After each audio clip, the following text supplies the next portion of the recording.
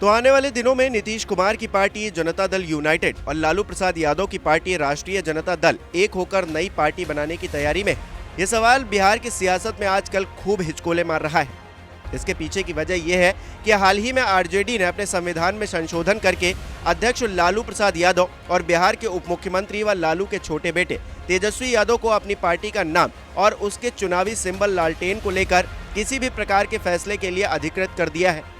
दिल्ली में पार्टी के राष्ट्रीय सम्मेलन के आखिरी दिन खुले सत्र में हजारों कार्यकर्ताओं और नेताओं की मौजूदगी में लालू प्रसाद यादव के नजदीकी भोला यादव ने ये प्रस्ताव रखा था, जिसे तालियों की गड़गड़ाहट के बीच पास कर दिया गया। इसके बाद अटकलों का बाजार गर्म हो गया है। सवाल यही उठ रहा है कि लालू प्रसाद यादव 25 साल पुरानी अपनी पार्टी का नाम और चुनावी चिन्ह क्यों बदलना चाहते हैं।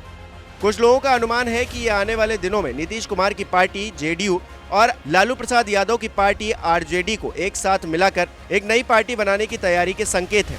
हालांकि ऐसा क्यों होगा, ये भी अपने आप में एक सवाल है। ऐसे में इतिहास के पन्नों को पलटने की जरूरत है। वैसे लालू और नीतीश की पार्टियों के विलय की बातें 2015 में भी काफी जोर शोर से हो रही थी, जब समाजवादी पार्टी, राष्ट्रीय जनता दल यूनाइटेड, जेडीएस, इनेलो और सचपा ने मिलकर जनता परिवार बनाने की घोषणा की थी। लेकिन वो बात घोषणा से आगे नहीं बढ़ सकी। मुलायम सिंह यादव को इस नई पार्टी का अध्यक्ष चुना गया था, मगर बिहार विधानसभा चुनाव में 3 सीट ऑफर होने पर समाजवादी पार्टी ने ही सबसे पहले रास्ता बदल लिया।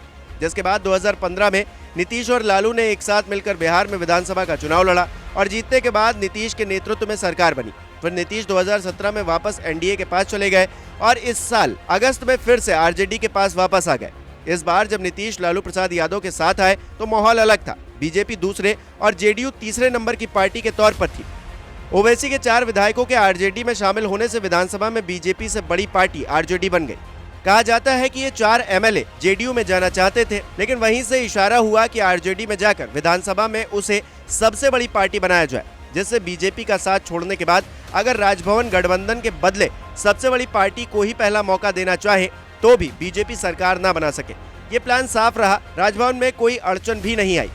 एक दिन एनडीए सरकार के मुख्यमंत्री के रूप में नीतीश का इस्तीफा हुआ। अगले दिन महागठबंधन सरकार के मुख्यमंत्री के रूप में शपथ हो गया। अब क्या लालू नीतीश मिलकर नया सियासी दांव चलने वाले हैं? सब कुछ प्लान के मुताबिक हुआ तो क्या अब लालू नीतीश मिलकर नया सियासी दांव चलने वाले हैं? ये सवाल बिहार के सियासी गलियारों में खूब गूंज रहा है।